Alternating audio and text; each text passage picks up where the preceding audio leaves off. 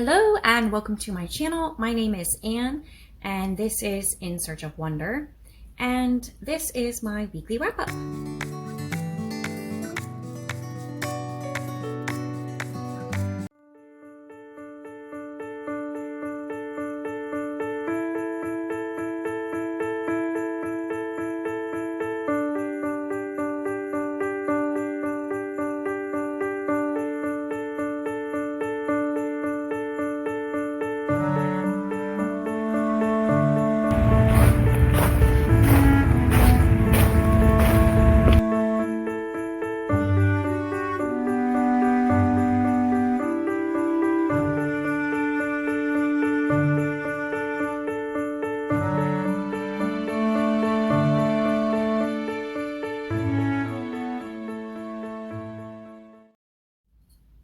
So before we get going on my week that I had and the books that I read, etc., I just wanted to show you something that I forgot in my video about the ornaments on my tree, which I will link to that in the box below. So if you haven't watched it, you can watch it.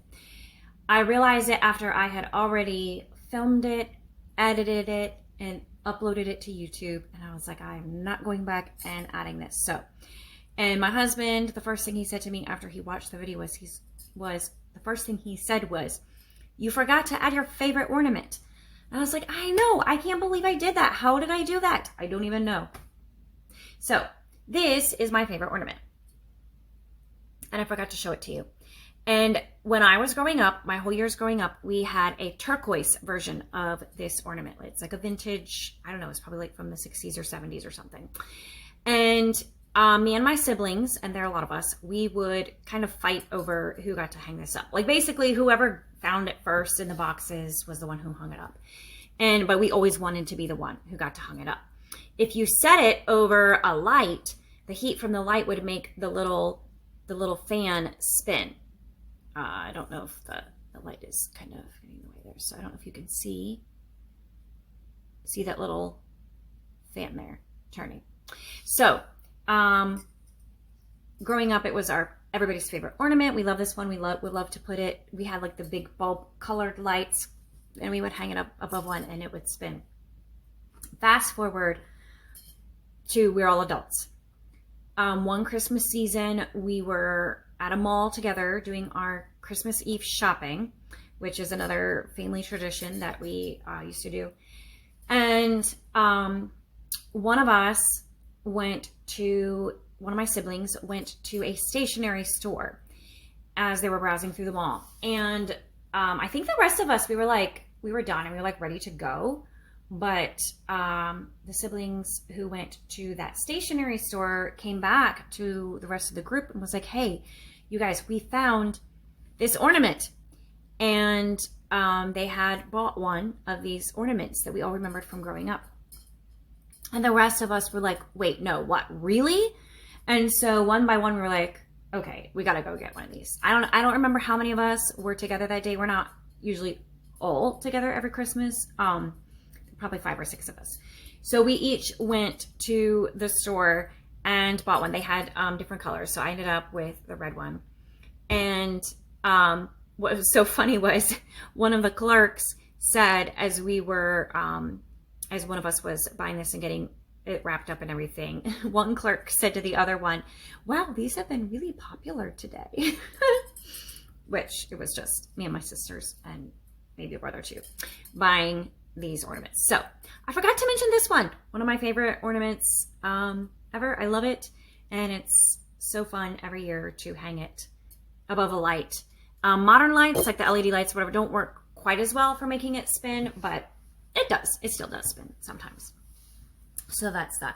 The other thing I forgot to do was a little bit of a mini book haul. At the end of my weekly wrap up a couple weeks ago, I showed that I went into a used bookstore in our town, which is a really super cute bookstore. I love it. It's so fun to just go in there and browse. And I specifically was looking for a nice copy of A Christmas Carol because the only one I have is this little Walmart special from back in the day when I was like 10 or something. So that's the only Christmas Carol version that I have, sadly. So I did find one. I found this one, which is illustrated by Walt Struck, which I don't know him. And, oh, I forgot that I also got some postcards there. So, it's the end pages.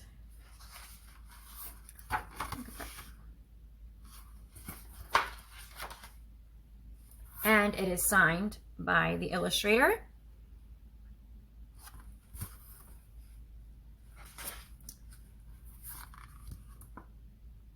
And that's one of the illustrations. So, has a lot of illustrations in it. Really just nice, beautiful, heavy pages with a little gloss to them.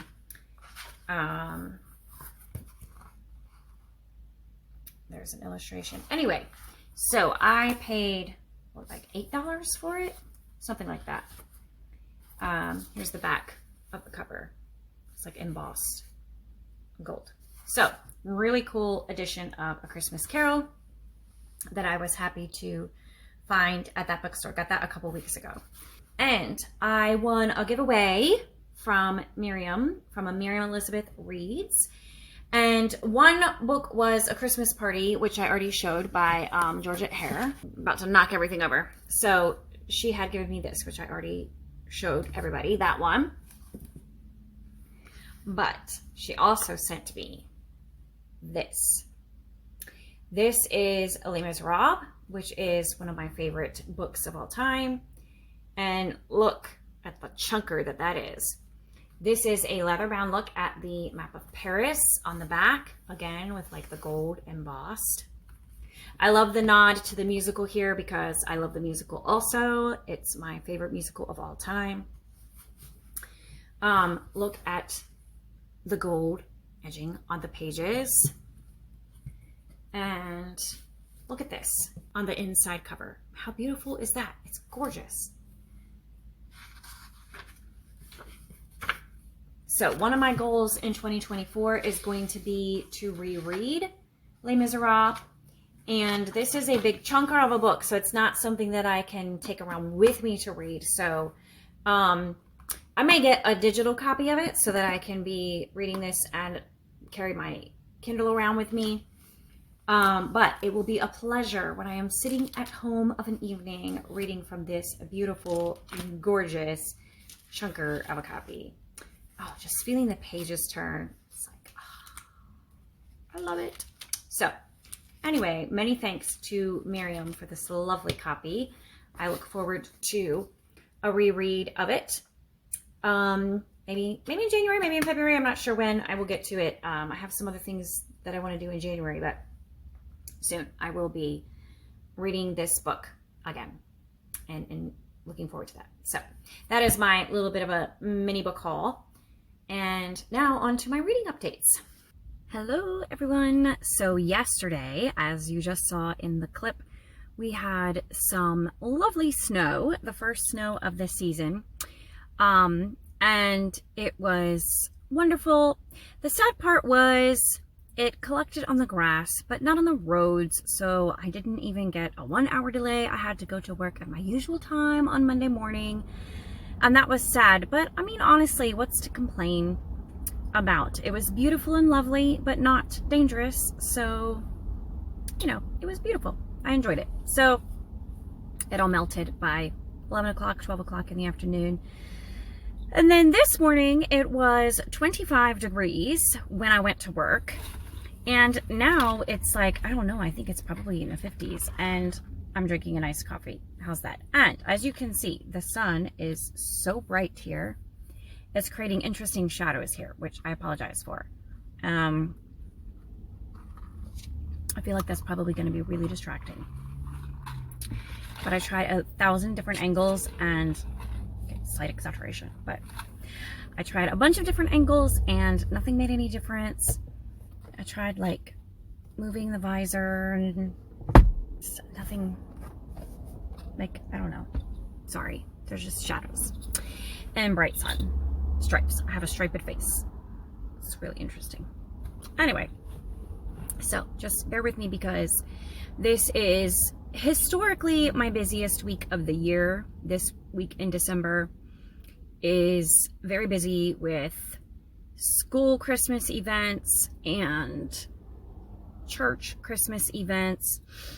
On top of which, my boys are on two different basketball teams this year. Okay, we gotta fix this because my phone is like trying to focus because of the light problem. Maybe it will like this better. Anyways, we'll try this, see what happens. So, what was I saying? Oh yeah, busy. So, I left my house yesterday at 6:50 to go to work, and I got back to my house, was it 8:30 at night? And then I still had a whole bunch of stuff to do at home. So life is just ridiculously crazy right now. And so I have a minute. And I'm not in any place where I can film except in my car. So this is what it is. And I finished a book earlier this week. I finished it on Sunday, actually. And just now I'm having a chance to sit down and talk about it. I read the Enchanted Sonata by Heather Dixon Wallwork. And this lighting and the glare and all of that stuff is making it difficult to see, but that's what I read. I love that cover, by the way. It was really good. I enjoyed it. Okay, so it was recommended by Miriam at Miriam Elizabeth Reads, one of her favorite books, especially at Christmas time. And I had heard her talk about it earlier this year, I think, or maybe last year, I don't remember, but I mentally put it on my TBR to read this Christmas because it is kind of a variation of the Nutcracker. And it's actually a combination of a couple of stories, or there are allusions to multiple other stories, namely the Pied Piper plays a part in that, which weirdly, I don't know what this says about me, but ever since I was little, I have liked the story of the Pied Piper. It's probably kind of weird, but yeah, anyways. So it combines like some aspects of the Pied Piper. There are some interesting and fun nods to other books in the story, and you can read my complete review on Goodreads to see all of the references I caught, and I'm sure that there were others that I didn't catch. Anyway, it was a fun read. It kind of like digs a little bit deeper into the story of the Nutcracker and the Nutcracker himself, his backstory, and the backstory of the Rat King, and how they came to be and how they came to be enemies, and what was the real conclusion of that story. And along the way, a big part of the story is that music is the source of the magic in the story, and I really liked that. That was a really neat thematic element of the story that made it very interesting. So I really enjoyed that part. It is a young adult book, and to me, like a lot of times, it's not my favorite genre or category of books because it has similar problems to novellas, which I also struggle with, and that is that there's just not enough time. Like, it's not the right vehicle for really digging into the characters or a story. Like, it just kind of scratches the surface of something, and it's not doesn't go very deep. So you have to go into it understanding that and just accepting it for what it is. And this time of year is good for that for me because I like shorter reads because life is crazy, and I just like something that's fun to read, and I don't want anything too deep for the most part. So I really enjoyed that in spite of, you know, it being young adult, and, you know, like the dialogue is sometimes cheesy, and the story itself, like, you know, it's not trying to be some deep novel that explores the mystery of mankind or whatever, you know. It is what it is. So I enjoyed it. and it was a fun read. I loved the musical magic element. I loved the references and the tie-ins to other books of literature. It was funny in parts. It made me laugh out loud a few times. I did not expect that. I did not expect it to be a funny story, but the author obviously has a great sense of humor. So I enjoyed that. So, all in all, a solid read for me. I think I gave it 4.5 stars on Goodreads. So good book to read, especially this time of year, and especially if you like the Nutcracker and or music, which, I mean, who doesn't like the Nutcracker music? I like the Nutcracker music. Anyways, so that is my update as far as what I have read this week. I am a little more than a third of the way through Rebecca. Trying to read it, trying to finish that. My goal is to finish that one this week because I have other books I want to start. But I've just, not had time. I don't think I've read, if I read one page yesterday, no, I don't think I even did that. Maybe one page. Maybe I got one page done yesterday, but, so working on that one, enjoying it. There are so many layers in that story. And the narration is done really well. I'm really enjoying that. So, that's all I'll say about it right now because I obviously need to finish reading it. And that is the only other thing I have in progress really at the moment. I would really like to pick up another Christmas novella, either that I already have on Kindle or at my library through Hoopla, but we'll see what I have time for. So. Anyways, that is my update so far this week. I really hope I will be able to update with another completed book at some point later on this week. We'll see what happens. Talk to you next time.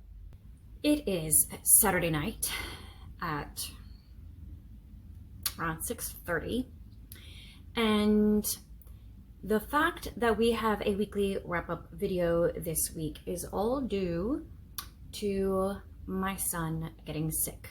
So you can thank him for that, because I should be at a Christmas party right now, but I am home with him. He's actually doing fine at the moment. He insists that he's fine and he's not sick and he could have gone to the party, but I didn't think everybody there wanted him spreading his flu germs around, so we're playing it safe and staying home tonight. And so I have time to sit down and share my little update of what I've been doing and reading this week. Yeah, all-in-one update right now. All the books and things that I did this week. So if I can remember them. It's been a long week. It's like been 3 weeks worth of weeks in one. So let's see. As far as life events, we had our Christmas concert for school, which is a lessons and carols type program. That was Thursday night, and that went well by God's grace. Praise the Lord. So that was good. I was very happy. I was very grateful, very pleased. Friday was our last day of school for 2023. I am now free until January 2nd. Yay! We have a busy calendar the next 2 weeks, but I think I still will have plenty of time to relax and read all of the Christmas books. That's on the docket. Let's see. Yesterday evening, we called it a community Christmas celebration, but the primary feature of it was a walk through nativity at my church. And so my son and I were involved in that. I was doing the caroling. He was doing the shepherd. He was playing the part of a shepherd, which he very much enjoyed. And then my other son and my husband had to go to a basketball game. So here's a cool little God story and about answers to prayer.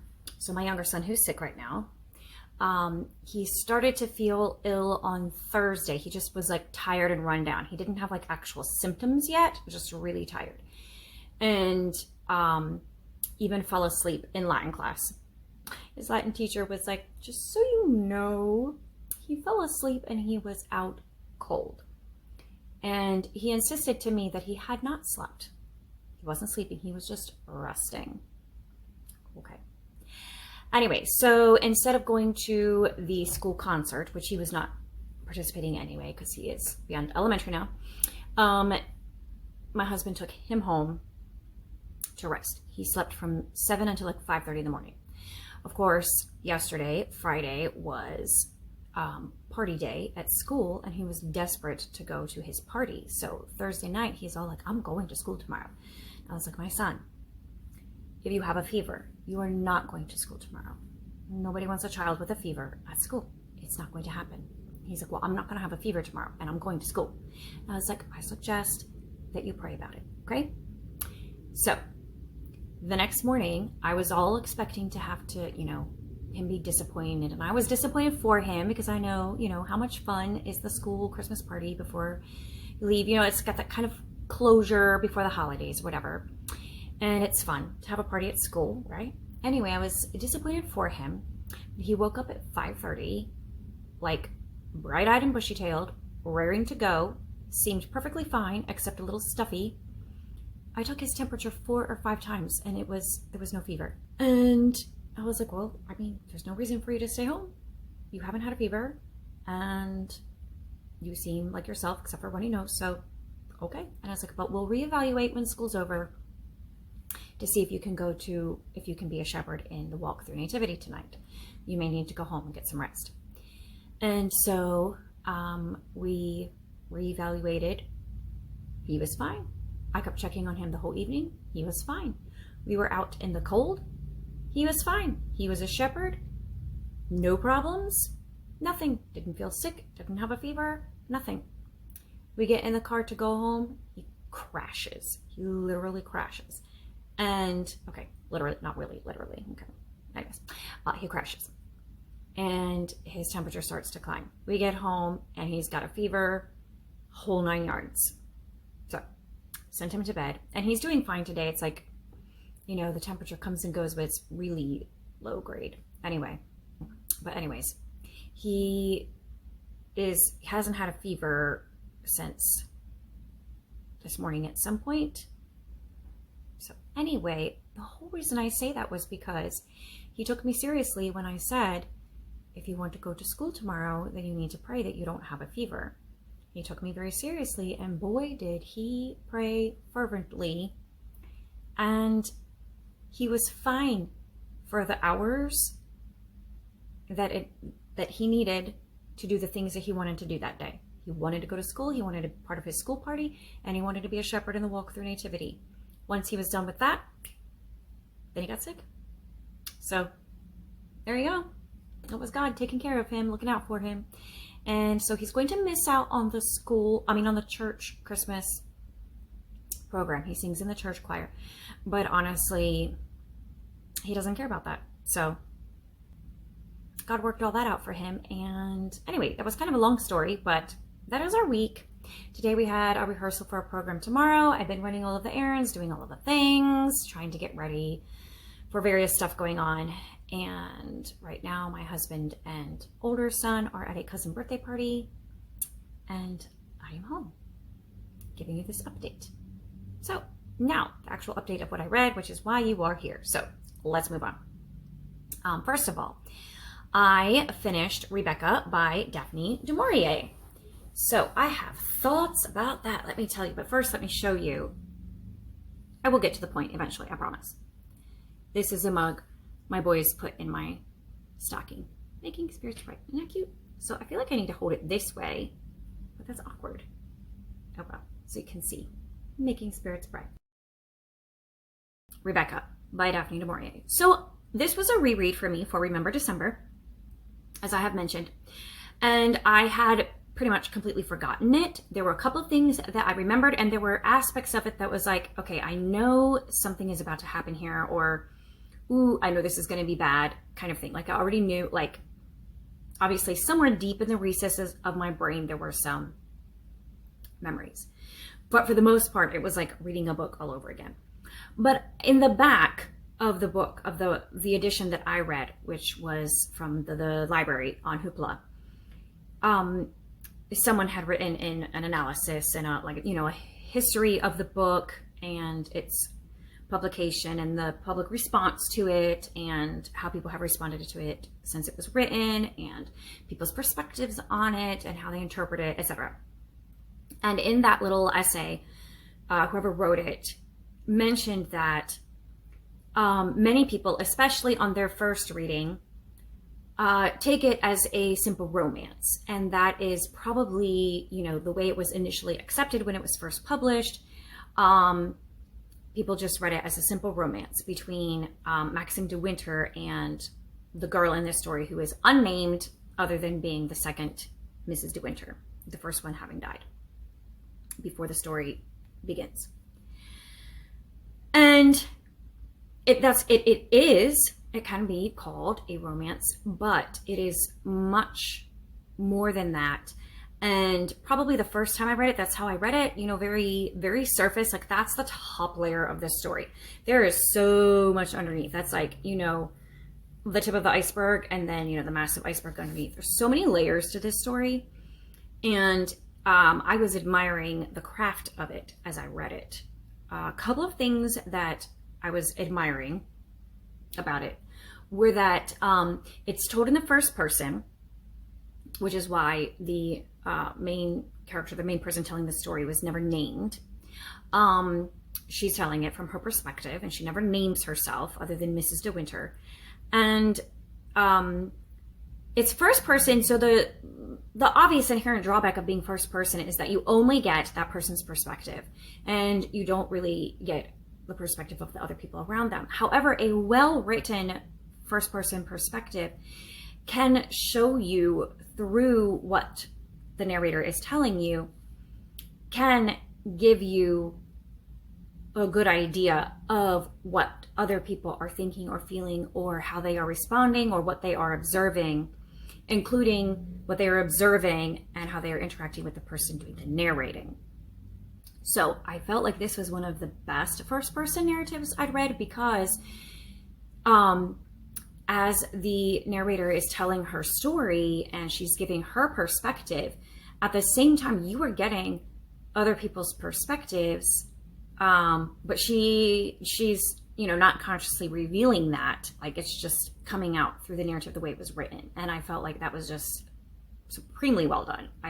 Not many authors, there are other books I've read that have been able to do that, but this stood out to me in its ability to do that. So I really enjoyed it. If you don't like first person perspectives, normally you may like this one because it felt very well-rounded to me. Like, you could understand a lot of the other perspectives, even if it wasn't told from their point of view.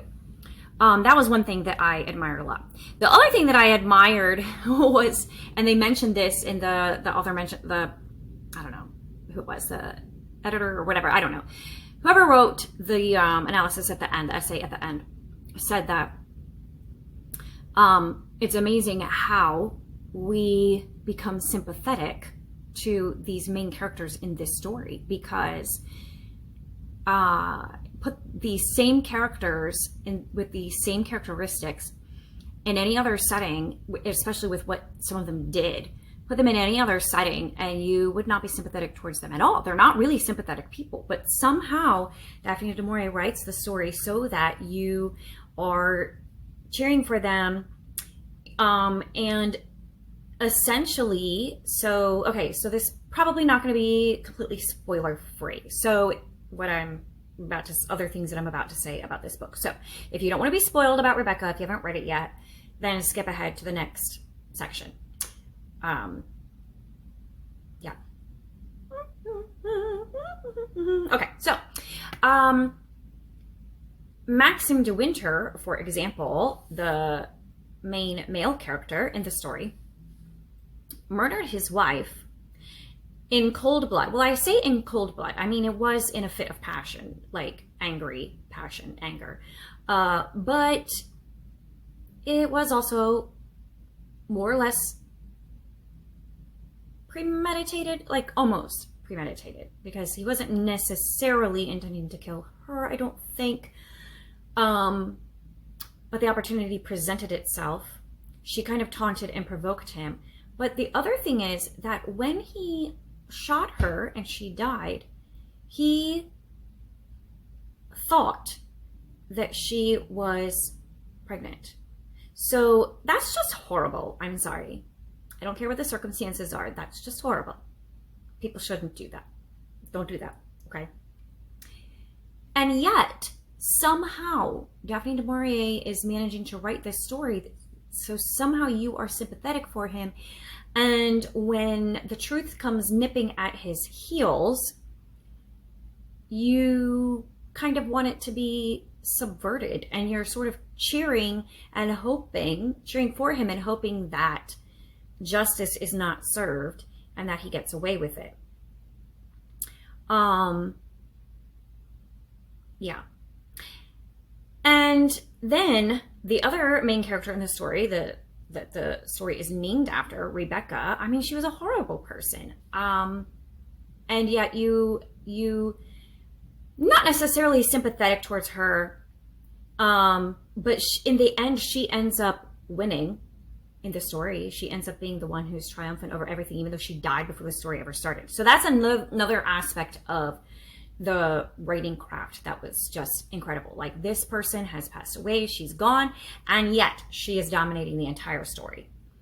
And you can tell that just by the name of the book, right? But going on. Anyway, I could talk forever about this book because there's so much to say about it. There's a lot of depth to it.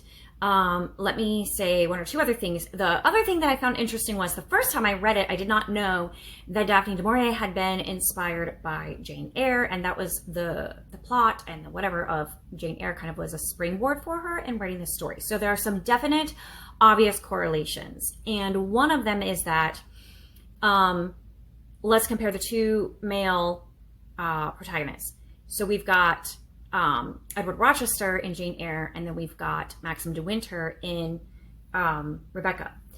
Edward Rochester, he comes across as a kind of not very nice person, someone who's used to getting his way, someone who's used to manipulating other people and domineering, and of questionable morality.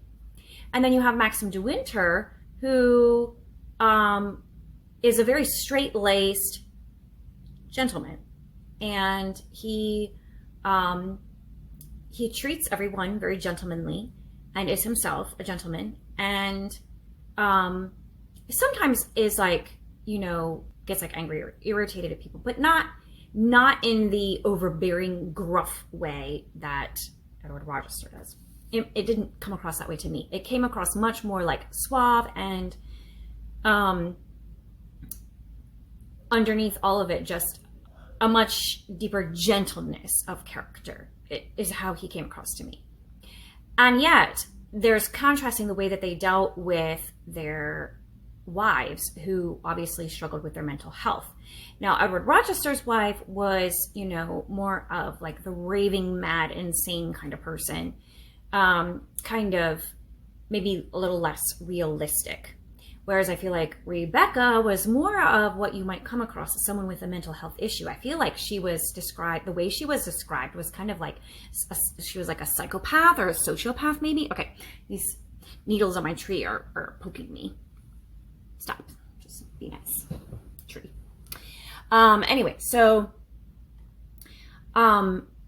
because she's described as, being very intelligent and clever, but extremely narcissistic, and I mean, to the point of literally not caring at all about anybody else ever. It's all about her. Vindictive and cruel, but at the same time being able to come across as kind and charming and everybody's friend to people who don't know her intimately. So she's definitely got issues. She also seems to be kind of what is implied in Jane Eyre with Bertha. Rebecca definitely seems to be addicted to sex and dominating in like sexual relationships with people. And all of that is just kind of like lightly touched on and not dwelt on at all, but obviously that's what is being implied. So she's definitely not fully in her right mind. So now this story, Rebecca, explores a different way of managing that than what Edward Rochester did. Edward Rochester, for all he was like a gruff and unkind person with loose morals, he was determined to support and take care of his wife as long as God gave him to her. gave her to him. And as long as she was alive, basically. And so, you know, there might be disagreement about the way he chose to take care of her. Back then, you didn't have a lot of options. And honestly, to put her in an asylum then, and maybe even now, would not be the kindest thing, probably. So what else can you do with someone who is a danger to themselves and others? Anyway, he did the best that he could, and he took care of her the best that he knew how. Whereas you have Maxim de Winter, who on the surface seems like, you know, everything like a perfect gentleman, a really good guy, and then he just shoots her, thinking that she's pregnant. So, yeah. In the end, who is the better man? Daphne du Maurier certainly makes you feel a lot more sympathetic toward Maxim de Winter than Bronte does with Edward Rochester. So there's that. I found that very interesting. All in all, I give it 4 stars. I say 5 stars for the writing of it. I mean, obviously, du Maurier was an excellent author, very skilled at her craft. But in terms of worldview and, you know, the characters and all the things that they got up to and what they were doing, I would give it more like a 3. So let's split the difference and say 4. Is probably what I would end up giving this book in all. One other thing I want to mention is the girl in the story who gets married to Maxim de Winter. She is, you know, kind of like the role of Jane Eyre. And she's kind of plain in appearance and doesn't have any status socially, isn't wealthy, she's very poor, and she doesn't have any family. So in all of those ways, she's similar to Jane Eyre. But one thing I love about Jane Eyre, and what I think a lot of people like about Jane Eyre, is that she had a backbone of steel and very strong character. And this girl in Rebecca was not like that at all. Like, I could understand her, you know, because when I was her age, like young adult, I was extremely shy and did not like to put myself forward, did not like to be in the center of attention, did not know always, like felt tense in different types of social situations, like, you know, what do I say now? What do I do? You know, kind of thing. And she very much was like that. That I could totally understand and relate to. However, the part I could not relate to at all was the way that everybody just ran over her the whole first 50 to 60 or more % of the story, because she just never, ever just stood up for herself. And not even just standing up for herself, just she never like took control of a situation ever, even when she was supposed to. And half the reason she gets into some of the predicaments that she gets to in the story is because she just lets people tell her what to do who literally have zero authority over her. And that's the part I don't understand, because if nobody put you in charge of me, honey, I ain't listening to you. I'm just not. Okay? Just so you know. If you were not put in charge of me, then you have no business telling me what to do, and I will not listen to you. If you are my housekeeper, I tell you what to do and not the other way around. Like, that's just how it works. And even if I am like shy with strangers, etc., in my own home, I will put the flowers where I want to put the flowers, and nobody's going to tell me differently. That's just, you know, how it's gonna be. So, right or wrong, that's how I am, and there was no part of me that understood how she could let the servants boss her around like she did.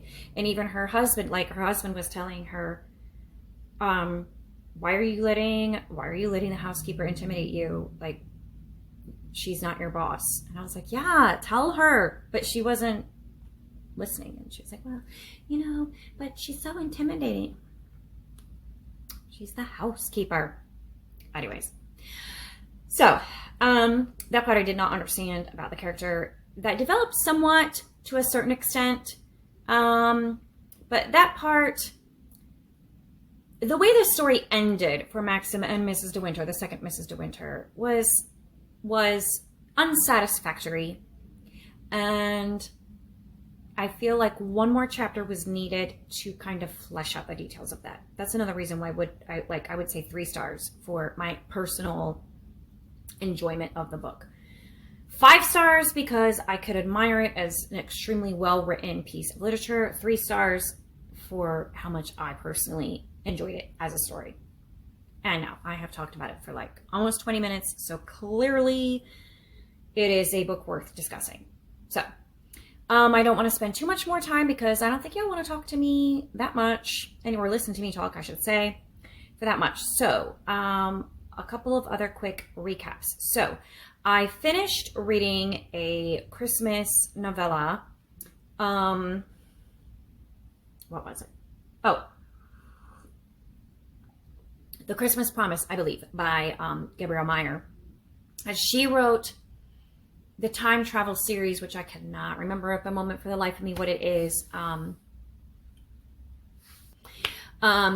But this one had nothing to do with time travel. It was set in Victorian era, and it was a cute story, but you know, it was a novella, so it was pretty shallow, and the writing was not as polished as I remember from the time travel series that Gabrielle Meyer wrote. So I liked the 2 main characters well enough. I didn't feel like we got to know them well enough because of the novella format. But it was, you know, it was a sweet Christmas story to pass the time of Christmas and to, you know, all the Christmas feels, etc. So that was that one. And I am currently reading The Last Christmas in Paris by Hazel Gaynor, which I did not realize or I had forgotten was an epistolary novel. And so I'm super excited about that. And I'm not very far into it, but I am enjoying that. The writing is really top notch. I'd never read anything by Hazel Gaynor before. I did not realize this one is not a shorter Christmas novel. This one is definitely a full length, 400 some pages, I think 300, 400 some pages novel. It's a full story, but I think I will enjoy it very much. So far, by all indications. I am also still reading a gospel primer for Christians with Carrie and I are buddy reading it. So I need to send her, we need to have a little update for this week. We were supposed to be finished with part 1, but I was still working through part 1 this week because I just wanted to savor it a little bit more. So I'm about done with part 1 now and really enjoying it on this reread for Remember December. So it's the middle of December. So let me do a little mid-month check-in real quick. For Remember December, I wanted to read the Gospel Primer for Believers, which I am working through right now. I wanted to read Rebecca, which I had basically forgotten, which I did. And then revisiting a book to see if my opinion has changed. That is the Price of Privilege series, which I was going to start today, but I just realized that I left the book at church where we had rehearsal today, and I hadn't picked it up yet to start reading it. So, ooh, actually, it might be in my car. No, I think it's in my car. So, I kind of wanted to start that tonight. So, I'll get it out of my car and read that tonight. For the Advent read-along, I already read He That Should Come by Dorothy Sayers. For What the Dickens Facebook book club, we were supposed to read A Christmas Carol, and I did not mention this in any of my weekly updates, I don't think, but we listened to that on our trip last week to Tennessee. So we listened to that in the car as an audiobook, and I kind of like have listened to it, but very familiar with the story. So I listened to it enough to make it count. So for the Read Your Shelf challenge, I am supposed to read Death on the Nile, and I have not picked that up yet. So hopefully I get to that one. For the classics challenge I'm reading, I'm supposed to read a classic set in a place I want to visit. So, I mean, I'm reading a lot of books set in England, apparently. So, hey, I want to go to England. I was supposed to go in March of 2020. I mean, I've been there before then, but I was supposed to go with my husband in March of 2020. Clearly that did not happen, sadly and unfortunately, and we still haven't made it there. We have plans. Our goal is for our 20th anniversary to go there. So, anyways. And the Enchanted Sonata by Heather Dixon Wallwork, I read, and I talked about that already earlier in my wrap-up. So, and then I had a whole, like, bunches of Christmas books that I was going to pick from, and I have read a couple of them, and we'll be reading more of them as we head into the last 2 weeks of December. Looking forward to it. So that is my weekly wrap up and my mid-month check-in. And I hope everything is going well with you. I hope your holiday celebrations are going swimmingly. Hope you have all your presents bought. Hope you have time to wrap them. And hope that you find time to have moments of peace and joy in this Christmas season, and that it is not stressful and hurried for you, but a wonderful time of year. So I will check back in with you next Sunday, which will be Christmas Eve, right? So I will probably, I hadn't even really thought about this until just this second, but I probably will film it a little bit early because Christmas Eve is typically the day that my family celebrates Christmas. So my little family celebrates with the breakfast in the morning, and we do our gift exchange then. Then my side of the family meets in the evening, and we exchange gifts then. Then we go to my husband's side of the family for actual Christmas Day. This year, because Christmas is on a Sunday, that kind of complicates things. So December 23rd is going to be our breakfast, our Christmas Eve breakfast. And then I may have time to finish the update and everything that night. If so, I'll have it scheduled to go live Christmas Eve morning. Not that anybody wants to be watching YouTube on Christmas Eve or Christmas Day, but it'll go live and just be there for whenever you want to catch up with it. Or if I'm able to film it early by Friday night, I may get it up by Saturday morning. We'll see how things go. But I'll do a quick update next weekend. Yeah. So anyway, I hope that your week is wonderful and that you have a wonderful Christmas season. And I will talk to you next time. Bye.